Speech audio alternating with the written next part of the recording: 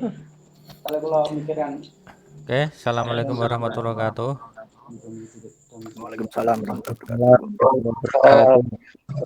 Nah, sebelum kita mulai perkuliahan pada malam hari ini, kita awali dengan bacaan surat Al-Fatihah. Al-Fatihah.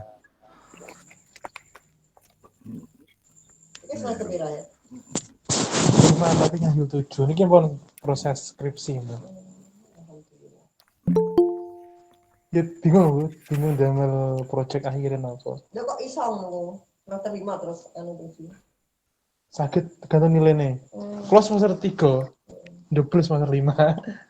Semester 5. Mungkin semester 5 kan udah bisa, berarti kalau langsung itu.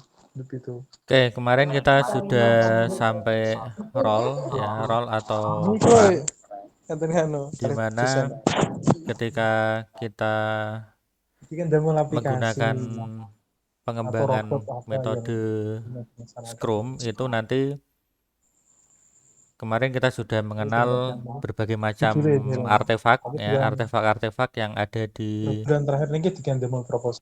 Artefak yang ada di Scrum, kemudian juga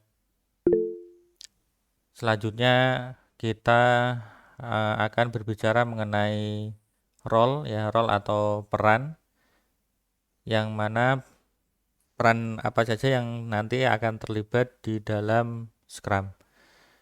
Nah, secara umum di dalam Scrum itu nanti ada 3 peran ya, di mana 3 peran itu nanti akan saling berkaitan dan harus saling bekerja sama agar dalam pengembangan aplikasi itu nanti bisa berjalan lancar ya. Nah, yang pertama itu ada product owner ya, yang kita sebut dengan product owner, atau bisa juga kita sebut dengan project manager atau product owner ya. Kita sebut dengan product owner, itu bertanggung jawab terhadap keluaran software development. PO itu memegang kendali penuh atas PB. Sebagai orang bisnis, PO menyusun PBI sedemikian rupa sehingga software bisa ROI secepat mungkin. Ya, jadi yang menyusun atau yang bertanggung jawab software nanti itu pengen dibawa ke arah mana, atau goal dari aplikasi tersebut itu pengen kemana, itu ditentukan oleh product owner. Dan biasanya seorang product owner itu biasanya adalah orang bisnis ya, biasanya adalah orang bisnis. Nah, sebenarnya yang kemarin kalian lakukan itu, di mana kalian mencari permasalahan, itu kalau dirunut ya, kalau dirunut lebih detail, itu sebenarnya kalian pun juga nantinya sebagai seorang atau sebagai tim developer itu kalian juga bertindak sebagai product owner, karena kalian yang menentukan mau dibawa kemana arah tujuan aplikasi yang akan kalian buat nanti. Nah, idealnya seharusnya itu seorang product owner itu bisa membaca apa kebutuhan pasar ya, kebutuhan pasar, sedangkan kalian anak TI itu atau anak IT itu sama sekali tidak belajar tentang kebutuhan pasar saat ini itu seperti apa. Nah, kira-kira ada enggak sih orang atau siapa sih yang mempelajari cara membaca pasar ya? Tentunya sebenarnya kalau kita lihat di dunia startup itu sangat jarang ya, sangat jarang sebuah startup itu hanya diisi oleh orang berbasis IT. Pasti mereka juga mengajak orang yang bisa atau yang bisa membaca bisnis, atau mereka sudah terbiasa berbisnis sehingga mereka bisa membaca mana yang layak untuk dikerjakan. Artinya kalau ini dikerjakan itu nanti dibutuhkan oleh banyak orang. Nah, dan itu mestinya dipelajari oleh kalau di kampus ya, di kampus itu kan ada prodi ya, prodi yang mempelajari itu ya. Bisa dibilang kalau kaitannya dengan bisnis ya, itu ada yang lebih kompeten ya, lebih kompeten, yaitu misalnya dari fakultas FEB. FEB itu misalnya akuntansi maupun manajemen, itu kan manajemen ya utamanya. Mereka itu bisa membaca atau mempelajari apa yang dibutuhkan pasar saat ini itu apa sih ya.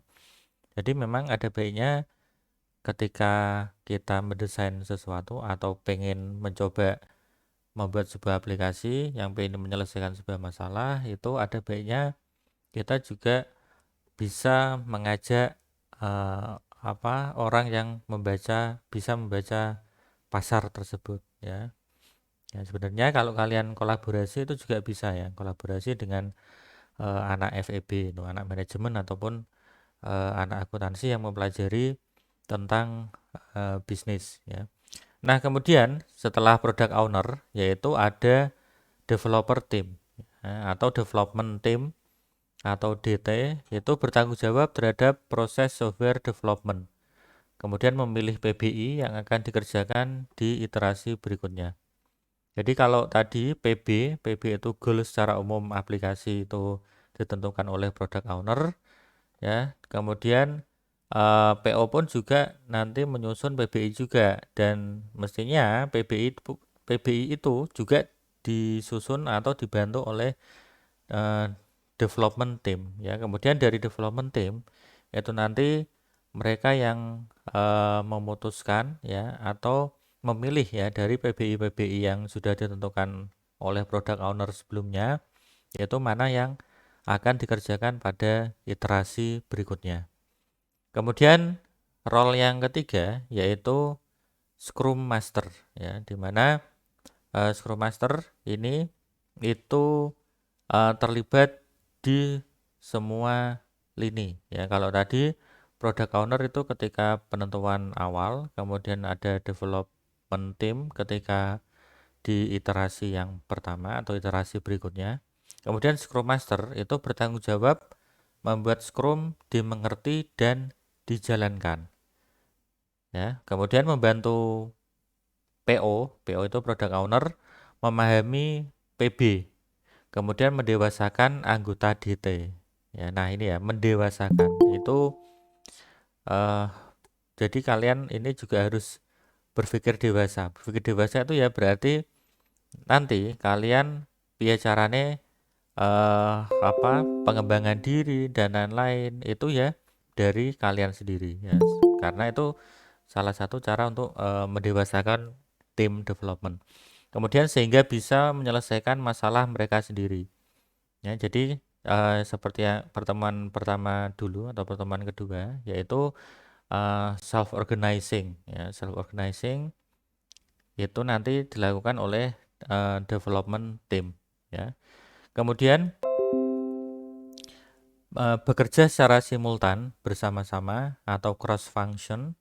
Cross function itu berarti terkadang loncat-loncat ya, si A mengerjakan fitur 1 ya, atau kadang si B itu ketika si A butuh bantuan itu juga boleh ikut nimbrung ya mengerjakan fitur 1 ya, itu namanya cross function.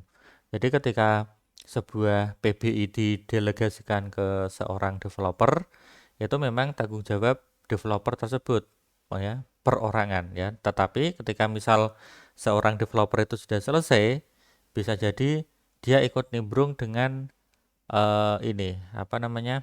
PBI lain yang dikerjakan oleh developer lain di dalam tim tersebut itu. Kemudian self organize, kemudian mau terus belajar modern engineering practice, kemudian menanamkan komitmen, transparansi, respect, keberanian dan keterbukaan ke semua tim Scrum ya. Jadi ini tugas seorang Scrum Master ya. Bisa dibilang yang apakah yang paling berat itu Scrum Master?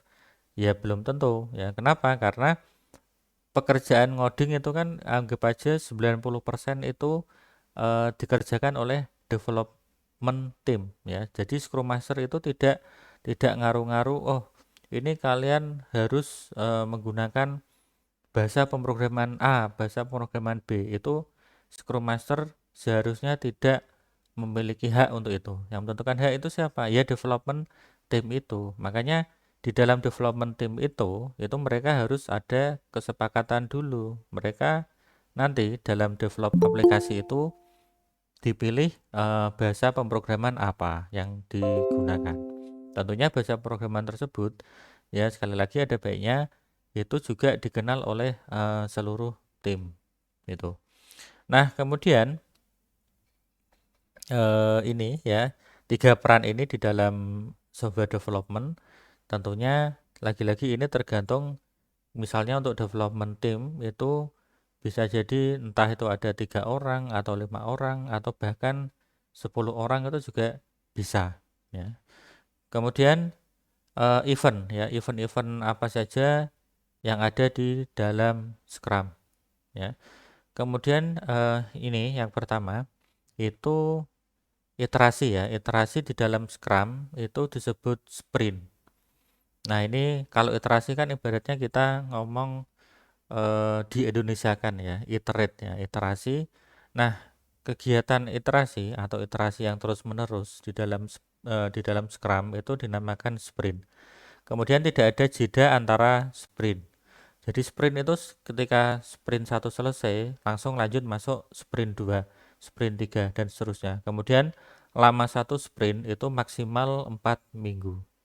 Ya, lama satu sprint maksimal. Jadi ini lagi-lagi kita kembali ke kemampuan ya. Memang kalau kita lihat di teknis lapangan Scrum ya, Scrum itu memang sekali lagi saya menekankan cocok untuk diterapkan bagi developer yang berpengalaman ya. Terus apakah mahasiswa bisa? Ya bisa ya. Tentunya nanti skopnya ya lagi-lagi balik ke fitur ya, fitur aplikasi yang nanti kalian buat itu ya rodok dikecilkan sedikit ya. Jadi nanti ketika kalian membuat fitur itu jangan terlalu kompleks. Misalnya pengen membuat aplikasi e-commerce seperti Bukalapak atau Tokopedia, wah itu ya butuh bertahun-tahun itu ya sampai bisa menjadi seperti itu. Nah, kemudian mayoritas sprint diisi dengan pengembangan software ya. Jadi ini di dalam satu sprint, misalnya ini ada kotak, ini kotak kecil yang di bawah ini kan ada 3 sprint. Misalnya di dalam satu sprint ini itu waktu 4 minggu ini misalnya ya, tadi kemarin saya bilang satu sprint itu idealnya 2 minggu sampai 4 minggu. Nah, waktu satu siklus ini itu kebanyakan digunakan untuk development ya. Jadi balik meneh neng kebanyakan memang di tim developer itu dia akan menghabiskan waktu itu. Nah, ini dipandu setiap harinya dengan daily Scrum meeting. Ya, anggota DT developer team bergiliran menyampaikan apa yang sudah dikerjakan satu hari kemarin. Nah, akan dikerjakan satu hari ini juga kendala jika ada. Maksimum waktu 15 menit. Ya, jadi di dalam satu sprint ini tiap hari ya. Jadi kemarin misalnya kita simulasinya kapan? Sak sempete ya. Kemarin saya bilang ini berarti 1 minggu nanti laporan ya. Nah, ini bisa kalian lihat misalnya di sini saya itu sebagai Scrum Master, kemudian kalian sebagai developer team sekaligus merangkap sebagai project owner ya. Kemudian kalau kita mengacu kepada model Scrum seperti ini atau Scrum ya, kita pakai Indonesia saja, Scrum seperti ini itu idealnya malah meminta untuk ketemu tiap hari ya, ketemu tiap hari laporan ya. Laporannya apa? Ya ini bisa jadi daily Scrum itu di awal ya. Di awal itu tiap hari itu 15 menit sebelum kalian mulai ngoding itu ngomongke satu hari kemarin itu sudah ngoding sampai mana, kemudian hari ini itu meh ngoding opo, nggarap opo, kemudian rencana untuk besok pagi itu meh ngoding opo ya. Jadi masing-masing orang di dalam tim itu ngomong presentasi ya. Itu. Kenapa kok seperti ini? Ya lagi-lagi kan ini dengan kita menggunakan Scrum itu lebih mengedepankan ke komunikasi. Ya, itulah mengapa dianggap yang paling utama kalau software itu pengen bagus, pengen berkualitas itu ya kudune ono komunikasi. Komunikasi ini ora usah suwi-suwi. Sedino itu 15 menit saja. Kalau misal satu hari kalian ngoding 8 jam ya berarti cuman 15 menit saja kalian ngobrol dengan Scrum Master atau istilahnya daily Scrum meeting. Kemudian berikutnya ya. Nah, PBI apa yang akan dikerjakan dalam satu sprint ditentukan di sprint planning. Maksimum 8 jam untuk 4 minggu sprint. Setelah itu pekerjaan jadi milik DT.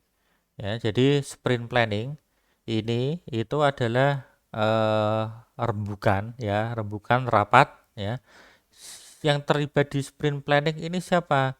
Ya semua, tidak cuma developer tim saja mestinya ya. Jadi project owner itu juga terlibat ya, DT juga terlibat, Scrum Master juga terlibat ya, enggak apa-apa ya. Tetapi memang yang memegang kendali itu ya development timnya yang nanti menentukan PBI mana saja yang akan dikerjakan dalam satu siklus sprint. Satu siklus sprint ini berarti kan range-nya itu berapa? 4 minggu ya, maksimal 4 minggu. Nah, ini ya.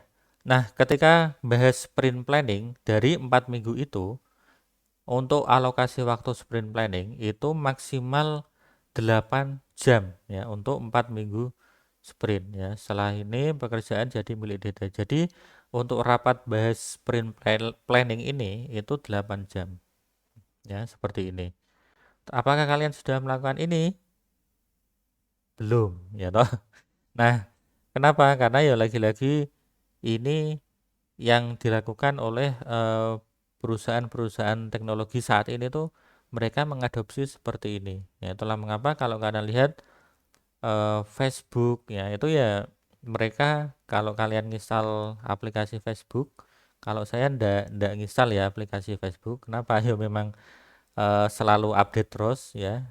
Makanya kalau Facebook saya selalu pakai misalnya web ya, buka di Chrome walaupun lewat HP. Nah, Facebook itu ya mereka pakai Scrum, itulah mengapa mereka tiap entah itu seminggu sekali atau bahkan terkadang 2 hari sekali atau 1 hari sekali itu kalau ada rilis yang bisa atau satu fitur yang siap di launching ya mereka launching gitu.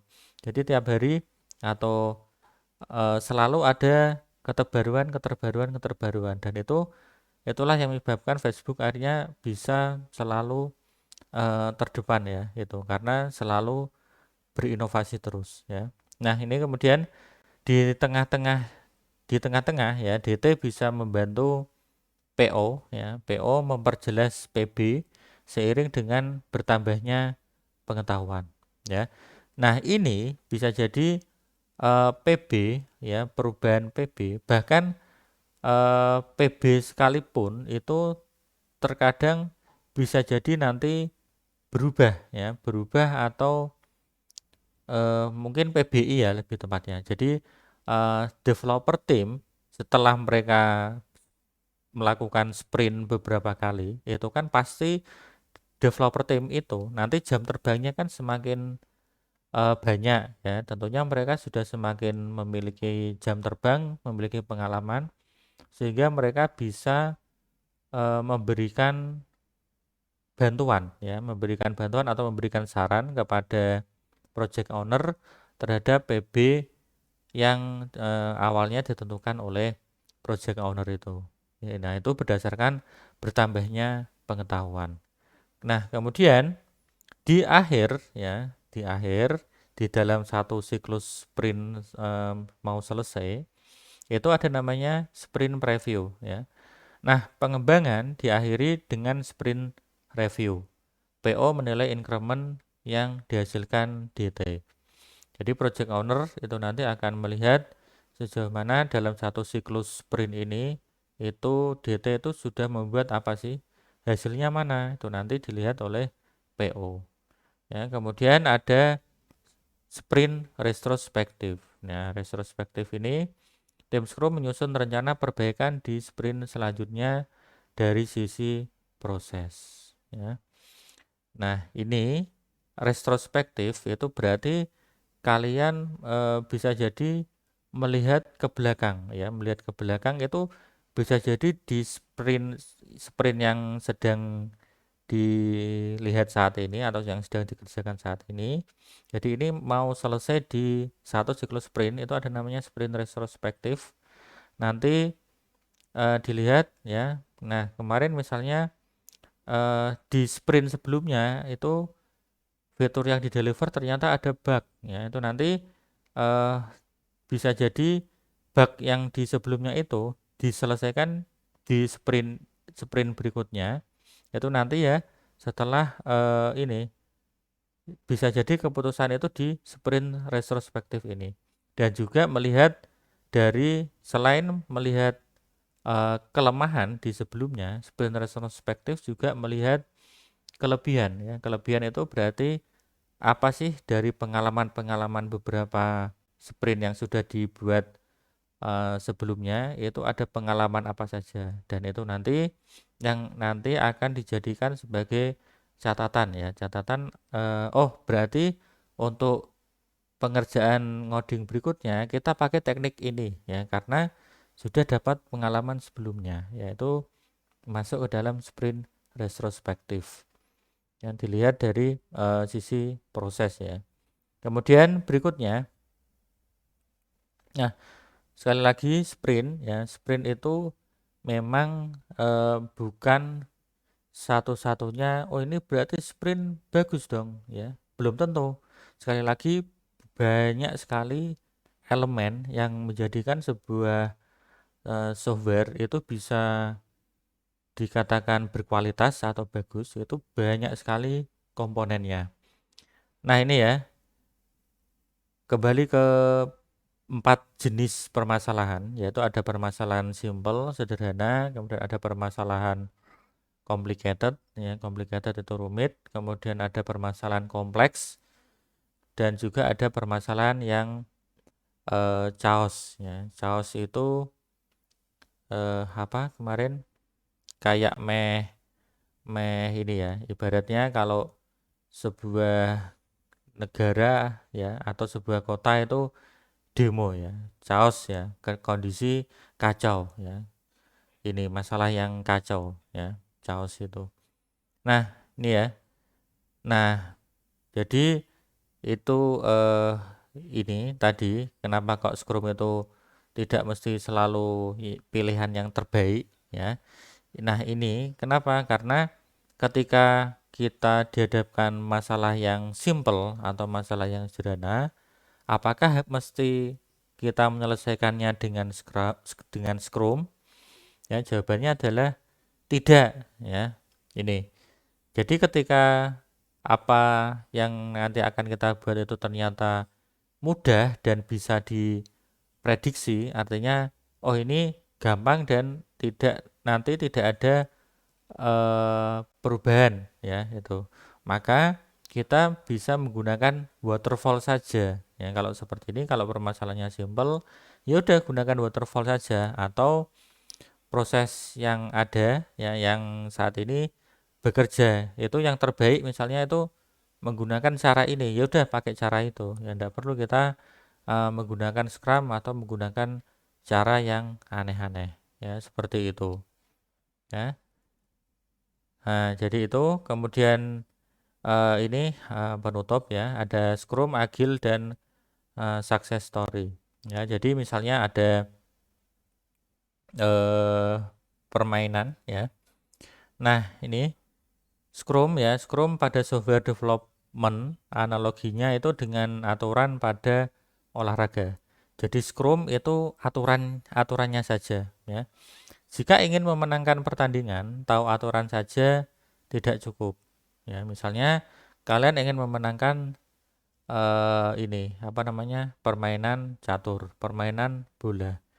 Nah, itu ngerti aturan itu ya tidak cukup ya, perlu strategi ya. Kalau chess itu mungkin karena ini individu ya. Kalau yang kelompok atau tim itu lebih cocoknya misalnya bola ya. Dalam bermain bola itu kan berarti kita memerlukan kerjasama ya. Nah, apa saja kah itu? Nah, misalnya untuk yang permainan chess atau catur itu yang dibutuhkan adalah skill playernya memang, dan ini wajib karena ini hanya permainan individu. Kemudian kalau permainan sepak bola itu yang dibutuhkan apa selain player skill, yaitu teamwork ya, teamwork skill atau kerjasama kelompok ya. Jadi di dalam sepak bola itu nggak mungkin kalian bermain individu ya. Tetap kalau pengen menang ya berarti diperlukan kerja kelompok yang bagus. Kemudian kalau Scrum ya, kita pengen membuat software ya dengan cara Scrum, maka yang diperlukan yaitu adalah tech ya. Tech skill itu berarti kemampuan kalian dalam memahami sebuah teknologi dan juga teamwork skill ya. Jadi ini ya, ibaratnya analoginya itu seperti ini perbandingannya.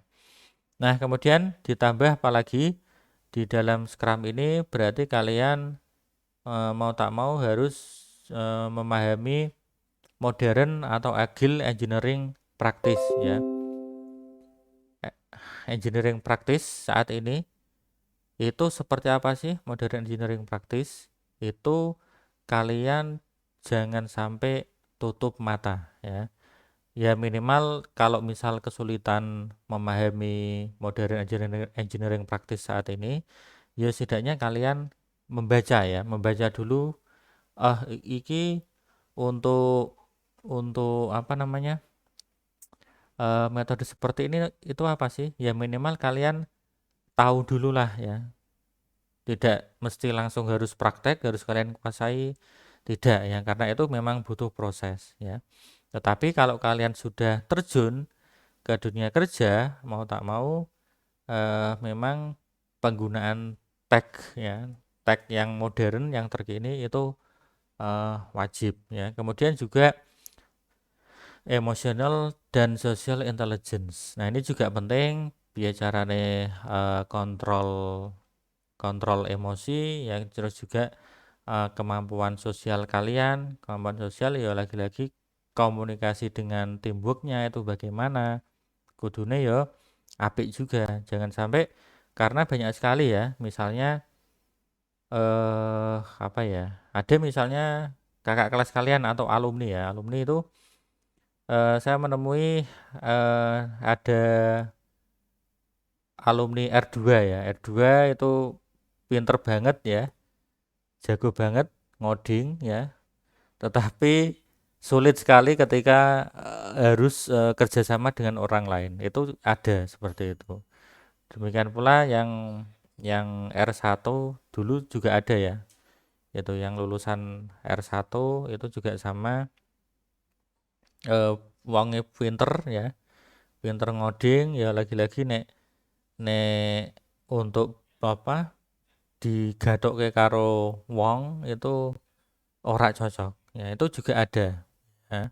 Bukan ada sih, banyak ya. Karena rata-rata wong IT itu kalau mereka wis menekuni di satu hal itu, terkadang mereka asik dengan dunianya ya. Nek iso ya tetap kalian ini melakukan komunikasi yang baik ya dengan anggota tim. Karena untuk saat ini kalau kalian develop sebuah software, oke lah misalnya kalian mampu dan sanggup mendevelop satu orang ya, atau kalian jadi full stack developer, ya bisa, tapi nanti akan banyak masalah kalau kalian cuman satu orang saja. Masalah yang utamanya apa? Yang paling gampang yaitu kalau dikerjakan cuma satu orang toh, ya software nanti akan lama selesainya. Itu makanya pendelegasian dengan beberapa orang itu juga penting. Laben software iso cepet lebar dan juga ada teman sharing ya, teman ngobrol. Kalau misalnya kalian apa namanya ketemu error iki ya, itu tidak cuman kalian mikir sendiri, bisa di-share ke temennya itu. Kemudian berikutnya ini ya, jadi kalian selalu memperbarui modern engineering practice itu seperti apa. Kemudian emotional and social intelligence ya. Nah ini kalau yang tadi modern engineering practice itu kan bisa dipelajari ya. Untuk berhasil perlu pengetahuan yang mendalam terkait modern engineering practice. Jadi hal ini bisa dipelajari lewat buku dan internet. Jadi ini kalau modern engineering practice gampang, kalian bisa tinggal buka internet ya, kalian baca-baca, kalian pelajari. Kemudian untuk kerjasama tim itu diperlukan kecerdasan interpersonal dan intrapersonal, kedewasaan ya dari setiap anggota tim. Hal ini perlu di-coaching dan waktunya tidak sebentar, dan ini lama ya, lama. Kenapa? Karena ketika kalian menemukan tim yang klop itu butuh waktu lama ya itu. Nah, ini setidaknya nanti, makanya tadi atau dulu ketika penentuan kelompok salah satunya ya ini, minimal kalian sudah kenal ya istilahnya dari sisi interpersonal dari masing-masing kelompok itu, tim di kelompok, personil di kelompok itu sudah mengenal satu sama lain. Nanti harapannya dengan kalian memilih tim sendiri itu nanti bisa ya. Nah bedanya kalau misal di sebuah tech company ya, perusahaan startup yang sudah besar, ketika mereka merekrut orang ya itu kan, makanya terkadang ketika kayak Tokopedia, Bukalapak itu oke lah, ketika tahapan pertama mereka ngetes skill, kemampuan ini penguasaan teknologi dulu. Setelah itu baru ada psikotes ya. Psikotes itu memang untuk ngetes seberapa jauh sih nek misal si A ini masuk ke perusahaan ini, D ini iso kerjasama tau ora itu. Dan itu dipancing dengan pertanyaan-pertanyaan psikotes itu. Jadi bisa jadi seseorang itu dia oke lah dia pinter, tapi karena hasil psikotesnya jelek, dia masuk ke prioritas kedua ya. Jadi dia tetap bisa masuk, tetapi statusnya internship ya, atau ibaratnya dimagangkan dulu selama 3 bulan. Bisa enggak dia berubah ya, atau bekerja sama dengan timnya nanti seperti apa ya. Tetapi kalau hasilnya jelek setelah di review selama 3 bulan itu kok tidak berubah, ya berarti nanti perusahaan ya tinggal cari orang baru lagi, itu seperti itu. Nah seperti ini ya, itulah mengapa ya Scrum tidak bisa dipisahkan dengan Agile ya. Scrum, XP ya, XP itu Extreme Programming, kemudian Scrum dan Kanban ya, dan lain-lain. Kanban itu kayak semacam ini apa namanya, paper ya, kertas-kertas. Kalau kalian cari Kanban itu nah jadi kalian cuman dalam bentuk paper ya, kertas ini misalnya yang belum dikerjakan apa, yang sedang dikerjakan apa, yang sudah selesai itu apa ya, itu Nah, ini complete ya. Nah, backlognya itu apa, atau to-do list ya, to-do listnya itu apa, kemudian yang sedang dikerjakan apa, kemudian yang sedang di testing itu gimana, terus yang sudah selesai itu apa. Jadi nanti kertas ini itu nanti akan bergerak ya, berjalan ya dari satu sisi ke kanan, kemudian ke kanan, ke kanan sampai dinyatakan komplit. Ya, ini namanya Kanban board ya, papan Kanban itu seperti ini. Ya, cuman geser-geser to do list saja seperti ini. Oke, kemudian ini ya. Scrum hanyalah framework atau wadah yang mudah dimengerti. Kemudian Scrum sulit dikuasai karena memerlukan skill teknis yang mumpuni dan attitude yang baik. Ya, jadi ini attitude yang baik ini sulit ya, sulit sekali. Apakah bisa dirubah attitude itu? Berdasarkan pengalaman saya bisa ya, bisa tapi sulit ya. Tetapi bukan tidak mungkin untuk diubah ya. Itu. Kenapa? Karena attitude itu kegowo, kegowo. Bahkan ada yang misalnya attitude dari SMA atau SMK-nya seperti ini ya. Terus pas kuliah seperti ini ya. Sampai lulus kerja itu masih sama ya, bahwa attitude sama sejak dari zaman SMA atau SMK itu ada ya. Itu gawan ya, ibaratnya attitude itu hampir kayak gawan bayi itu, sulit untuk diubah. Kemudian ini,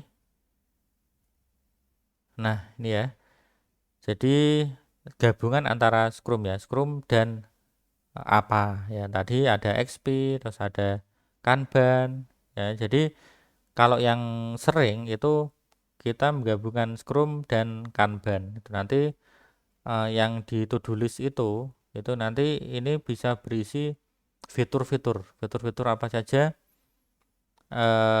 yang nanti dibuat di aplikasi yang kalian buat, yaitu di list di dalam kertas seperti ini. Kemudian nanti tinggal pindah-pindah. Itulah mengapa di dalam, bahkan di perusahaan-perusahaan besar sekalipun itu mereka ini sih bisa kalian pakai software seperti ini kan banyak ya.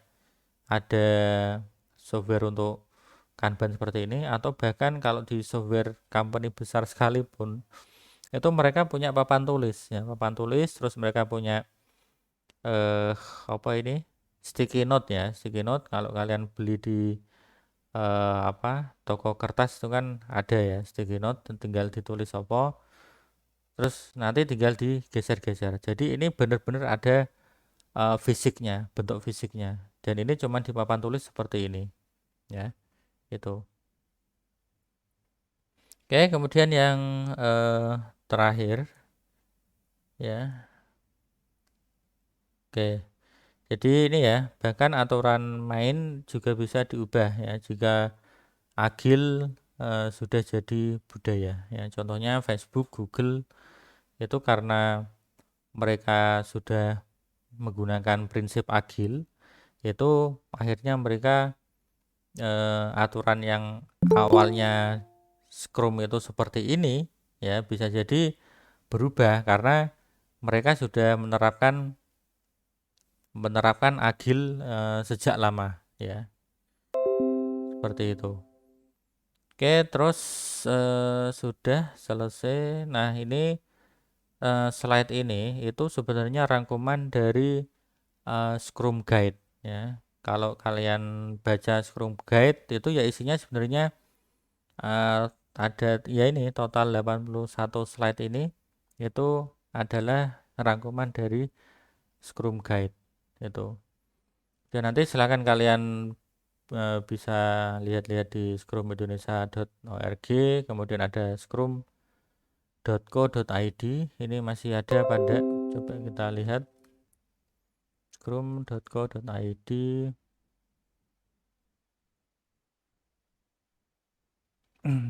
Oke, masih ada ya.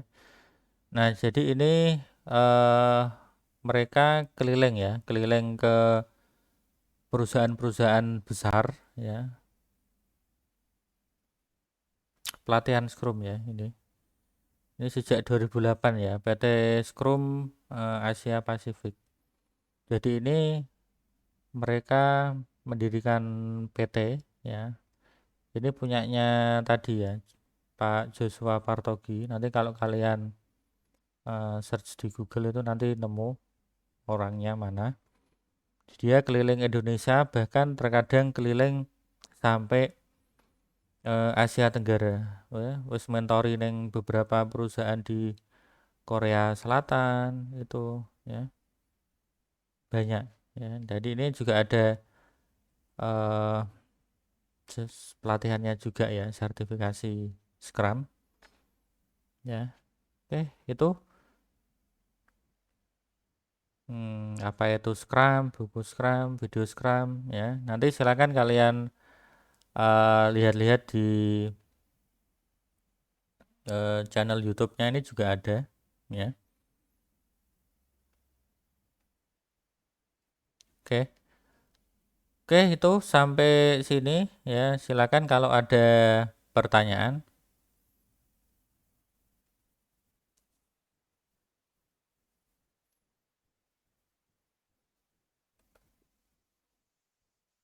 Halo, Assalamualaikum.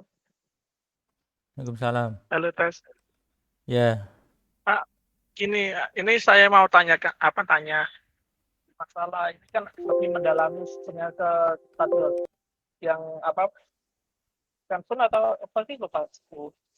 Itu kan gini, Pak. Mhm. Dalam hal perusahaan kan kadang kan karyawannya kan sampai ribu-ribuan. Itu kan kalau dalam hal yang dalamnya kan ban itu tadi kan ya udah tahu nanti yang bagian ini diambil siapa, yang bagian ini dikerjakan siapa, itu kan juga ya tahu. Dalam hal di perusahaan itu penerapannya seperti apa sebenarnya? Ya. Itu, Pak. Sudah itu? Oke. Itu aja, Pak. Oke. Nah, untuk perusahaannya yang mana dulu ini ya. Jadi misalnya ada perusahaan kan apa ya? Kalau misalnya ini kita coba kelompokkan perusahaan itu ada dua ya. Yang pertama perusahaan yang tadi ribuan orang, anggap aja seperti pabrik ya yang pertama ya. Artinya pabrik kan berarti bisa enggak sih sebuah pabrik menerapkan Scrum ya. Kita lihat pabrik ya. Pabrik itu ya, jawaban singkatnya sih ini tadi sebuah pabrik ya, sebuah pabrik artinya mereka sudah punya satu metode, misalnya giling kabel ya, giling kabel itu kabeh kan podo ya, semuanya sama pakai cara ini gitu. Jadi tidak ada, bahkan kalau kalian reko-reko gawe ide itu malah iso-iso diseneni gitu. Kenapa? Karena itu adalah cara yang wis paten, cara paten ya, wis sing paling cepet iku koyok ngene ya wis dilakoni ya. Itu adalah salah satu contoh perusahaan yang melakukan atau pekerjaannya itu rutinan seperti itu. Artinya tidak ada apa ya, ibaratnya dari sisi pegawainya itu mereka wes pegawainya itu ora usah susah mikir-mikir ya. Sing mikir sopo? Sing mikir supervisor itu. Ibaratnya seperti itu ya. Itu kalau perusahaan yang pekerjaannya hanya satu job saja gitu. Artinya ya itu tadi sebenarnya balik meneh itu mereka tadi ya, kembali ke permasalahan tadi, ya, giling kabel itu kalau dulu ya, dulu misalnya sejak zaman dulu mereka masih mencari ya cara terbaik giling kabel laben iso cepet, iso entuk akeh ku carane kepiye ya. Dari beberapa cara itu terus akhirnya wis ketemu, jebret akhirnya disepakati oh cara pakai cara ini. Ya, seperti itu. Ya. Jadi apakah itu menerapkan Scrum? Jawabannya tidak, ya. Terus yang kedua adalah perusahaan yang karyawannya ya ribuan, ya. Ribuan, tetapi mereka apa ya? Ibaratnya gawe pegawene iku melu gelem mikir, ya. Itu. Ada ndak perusahaan seperti itu? Ya banyak, ya. Contohnya apa? Ya aku mau Facebook sama Google. Kenapa kok Facebook sama Google itu ini? Jadi kalau kalian tahu ya Facebook dan Google itu ide-idenya sekarang karena mereka sudah semakin sering untuk agil tadi ya, cara agil tadi. Ide-ide yang mereka dapatkan itu adalah dari hampir kebanyakan itu adalah dari karyawan ya, dari karyawannya sehingga muncul fitur ini, fitur ini, fitur ini, buruh ya kan. Itu adalah usulan dari karyawannya ya. Jadi tidak manajere ya kon mikir dhewe ya, terus oh iki piye ya, terus lagi diberikan ke karyawan untuk dikerjakan tidak. Nah, perusahaan-perusahaan semacam itu itulah nanti yang akan survive ya, akan survive di mana mereka dalam lingkungan yang termotivasi. Kabeh karyawan melu termotivasi ya, selalu berinovasi ya. Itu sehingga semakin mereka apa melu mikir, ya nanti perusahaannya juga akan ikut maju karena semuanya bergerak dari bawah, dari karyawannya. Itu. Nah, terus kalau usus pabrik tadi, ya wis itu wis paten ya, wis paten wis ora ana rumuse apa ide iku saka ngisor iku wis sudah ndak bisa itu. Ibaratnya seperti itu. Oke Pak, terima kasih Pak. Oke, yang lain silakan.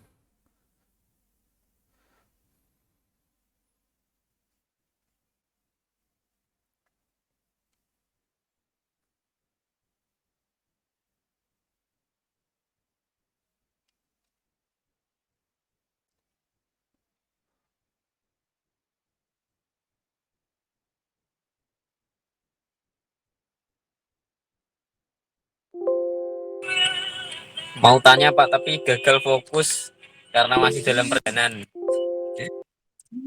Ya.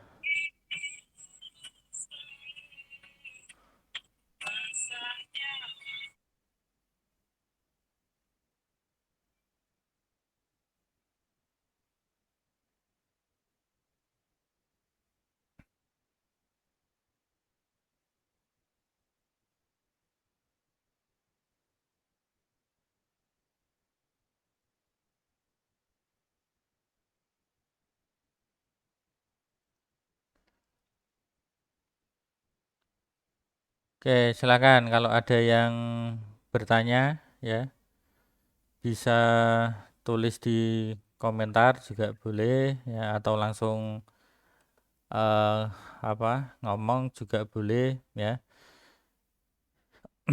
Nah, untuk ini ya, jadi apa namanya? Tentang laporan ya, laporan progres ya. Jadi kalau kalian lihat materi barusan ya, materi barusan di mana Scrum itu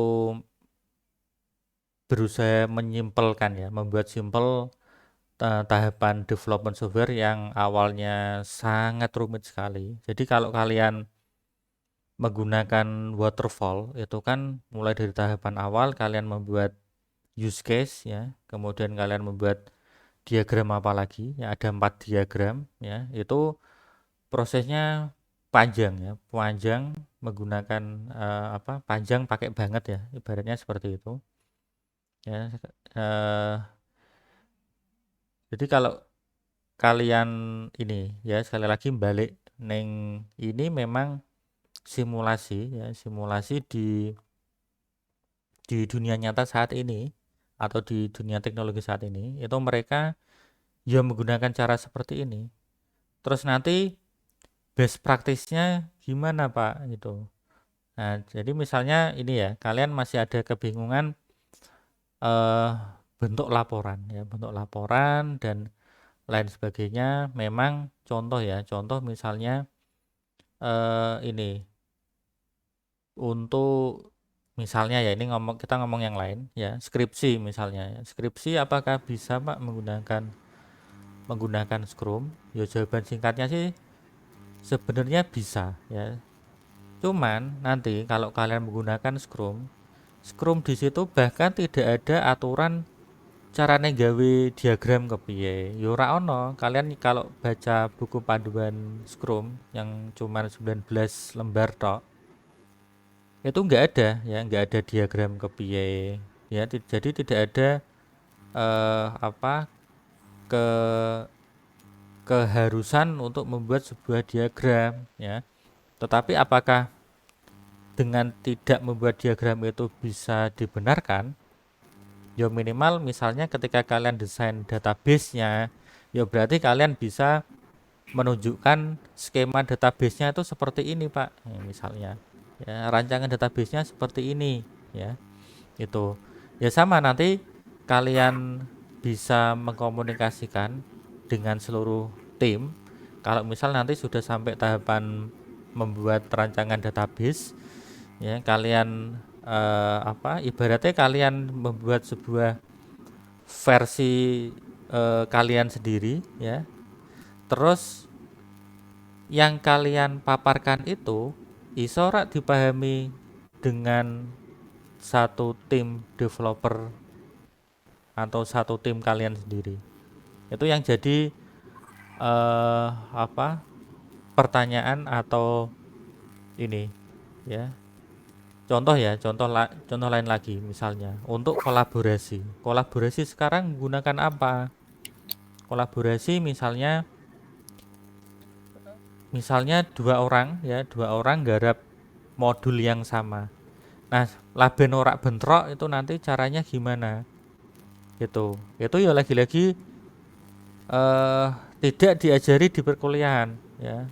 Tapi pakainya apa? Pakainya Git misalnya. Oke, Git kalian mungkin sudah diajari ya, atau mungkin juga belum ya. Tapi terus ya berarti kalian coba cari tahu cara kerja Git itu seperti apa. Piye carane kolaborasi dua orang yang ngedit atau garap kode yang sama atau modul yang sama, itu nanti piye caranya laben iso saling sinkron ya, itu seperti apa caranya ya. Nah, terus untuk yang laporan ini ya, memang kemarin saya minta kalian tiap minggu itu progres ya, sudah sampai sejauh mana ya. Saya pun juga berusaha tidak memberikan contoh laporannya seperti apa Pak. Ya memang saya nggak beri contoh. Terserah nanti masing-masing kalian memberikan laporan bisa jadi nanti beda-beda ya tiap kelompok. Nah, cuman kemarin memang laben kalian tidak lupa apa yang kalian sampaikan hari ini ya. Misalnya besok kalian mau laporan ya, ya udah berarti setelah memang saya menginginkan kalian ngomong terus saya memberikan masukan. Ya sudah, kalian tulis apa yang masukan saya itu apa, yang kalian laporkan itu apa, ya tulis biasa gitu. Jadi saya tidak mencatat ya, tak kembalikan ke kalian. Terus nanti kok di akhir ora ono laporan, yo nilai kalian yo gak ada, berarti gampangannya seperti itu.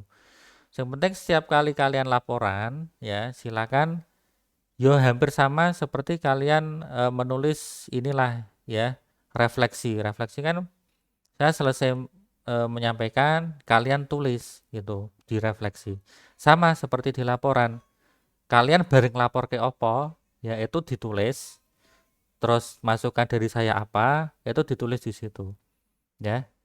Entah kalian mau tulis di notepad atau di apa namanya? Di PPT ya. Nek lebih gampangnya dan lebih cetone sih neng PPT ya. Jadi kalian buat poin-poinnya itu yang kalian presentasikan itu apa.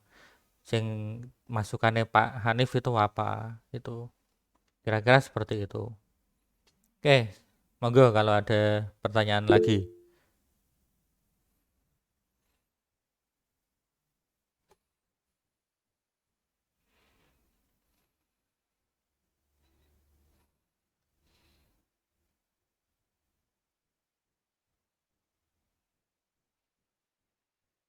Oke, tadi memang disampaikan untuk di slide akhir tadi ada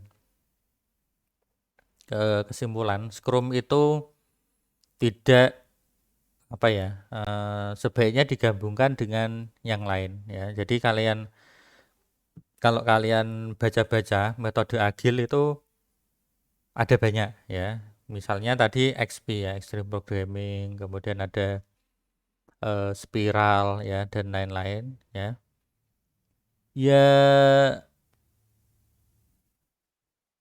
Ya itu digabungkan saja. Metode spiral itu seperti apa ya? Jadi Scrum plus spiral. Nanti spiralnya itu di mana ya? Bisa enggak sih digabungkan? Ya bisa ya. Itu. Nah, jadi Scrum ya. Scrum memang cocoknya itu ketika kalian memutuskan untuk memilih metode Scrum itu adalah ketika kalian membangun sebuah aplikasi yang kompleks ya, yang kompleks atau yang sering ada ketidakpastian atau sering berubah-ubah gitu. Nah, itu berarti kalian cocok dengan menggunakan Scrum. Itu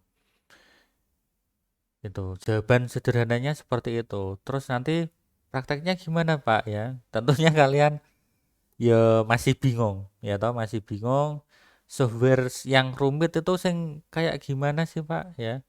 Software yang rumit ya kayak misalnya apa ya? Misalnya kalau yang dinamis sih memang contohnya untuk kampus ya. Kampus itu benar-benar dinamis ya. Jadi misalnya eh ketika ada aturan dari pusat itu turun sebuah aturan baru, maka mau tak mau kampus itu harus segera mengadopsi aturan baru tersebut ya. Ini misalnya nanti di Merdeka Belajar itu kan nanti ada aturan mahasiswa itu boleh mengambil mata kuliah di tempat lain. Kemudian juga mahasiswa atau di Unisnu ya Unisnu itu boleh ya ditempati mahasiswa lain.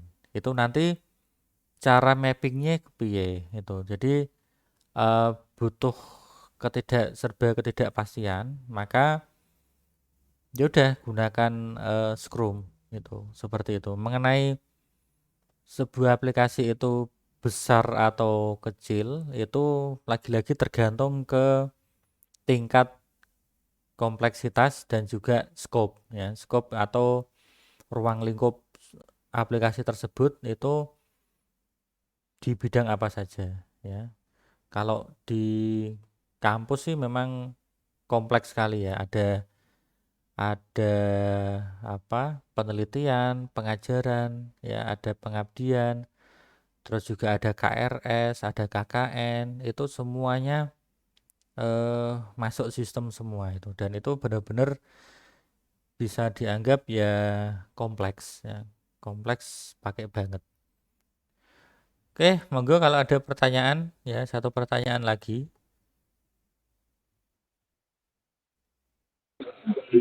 Assalamualaikum Mbak, mau bertanya Ya, salam. untuk masalah sprint tadi Pak, apakah sprint itu bisa dihapus ketika ada perubahan sebuah kebutuhan atau harus menunggu sprint berikutnya? Mohon. Oke. Ya. Jadi tadi memang ketika mau mengerjakan sebuah sprint ya, ketika kita masuk ke dalam satu siklus sprint baru, itu memang kita rapat dengan seluruh role tadi, ada project owner, DT sama Scrum Master. Itu memang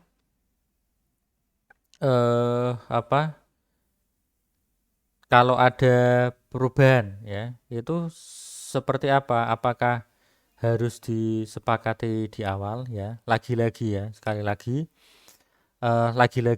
ya, itu kan aturan ya, aturan dari Scrum itu ngomong nek iso sing disepakati di awal ketika inisiasi awal penentuan Scrum itu seperti ini, ya udah itu diselesaikan dulu dalam satu siklus sprint.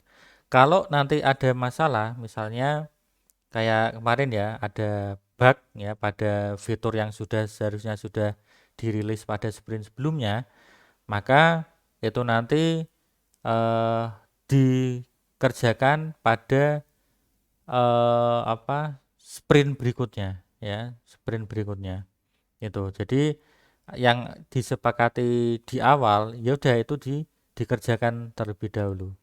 Nah, lagi-lagi itu aturan ya, tetapi bukan aturan paten. Ya sama seperti Facebook dan Google itu, karena mereka sudah terbiasa menggunakan Agile atau Scrum seperti itu, bisa jadi ketika ada bug atau error itu langsung jadi prioritas utama. Oh, itu errornya kudune diselesaikan dulu. Karena kalau dari Google itu kan ada namanya biasanya, ada enggak ya, bug bounty ya. Bug bounty itu ibaratnya ada ini, biasanya Google itu kalau dilapori ada bug ya, itu Google itu malah seneng ya, malah seneng, bahkan memberikan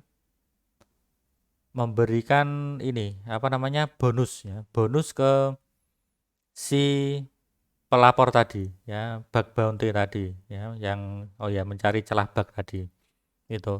Terus kalau Google langsung itu ada bug, berarti saat itu juga nek perlu sehari atau bahkan kurang dari sehari itu langsung ditambal gitu. Itu saking agile ya, saking agile Google menerapkan agile seperti itu. Itu ada juga misalnya Tokopedia itu ada juga ya, Tokopedia program bug hunter itu, coba kalian searching ya. Siapa tahu nanti ada ya program bug hunter itu ya. Itu.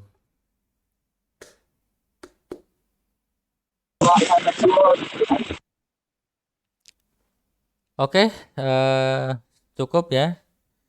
Kemudian sekali lagi bagi yang sudah presentasi ya, memang kemarin kan cuman presentasi saja ya, presentasi saja. Nah, itu kalian catat presentasinya, itu kalian ngomong apa saja sama saya ngomong apa itu dicatat ya. Nek iso, nek perlu ketika kalian presentasi itu silakan direkam ya, silakan direkam. Itu nanti untuk sebagai catatan kalian ya, sebagai laporan kalian, yaitu nanti yang minimal dengan kalian mencatat kegiatan kalian itu kan sebagai log ya, log, yaitu nanti saya bisa membaca dari log tersebut itu sejauh mana progres kalian ya, sehingga apa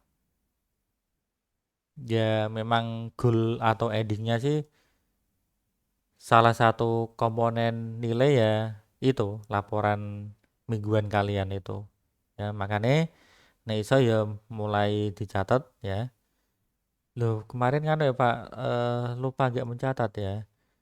Ya silakan dicatat ya, dieleng-eleng kan ana wong okeh sih, wong papat atau wong 5 itu nanti silakan di apa dirembuk ya. Kemarin sudah presentasi apa saja itu dicatat. Oke, untuk berikutnya nanti masih sama untuk yang presentasi, silakan saya tunggu apa namanya presentasinya ya. Kemudian untuk minggu depan mungkin masih ada satu meeting ya, atau meeting lagi, dan bisa jadi nanti ya wes selesai itu, untuk teorinya sudah selesai itu loh. Teori Scrum itu nggak usah sampai 14 pertemuan itu kesuwen ya toh. Seharusnya memang kemarin kan sejak dari awal kalian sudah langsung gaspol itu loh. Itu dan juga misalnya kemarin pas pertemuan pertama kan kalian masih meraba-raba. Nah, sekarang kalian sudah sedikit memiliki gambaran. Nah, untuk yang minggu depan kita masih ada meeting lagi ya, mungkin sama harinya, hari Jumat 7:30 ya. Itu nanti mungkin kita akan membahas itu ya apa, dunia startup ya. Dunia startup nanti seperti apa akan kita bahas lebih detail di pertemuan berikutnya. Oke, kita akhiri pertemuan kita pada malam hari ini ya. Sekian, assalamualaikum warahmatullahi wabarakatuh. Waalaikumsalam warahmatullahi wabarakatuh. Waalaikumsalam warahmatullahi wabarakatuh. Waalaikumsalam.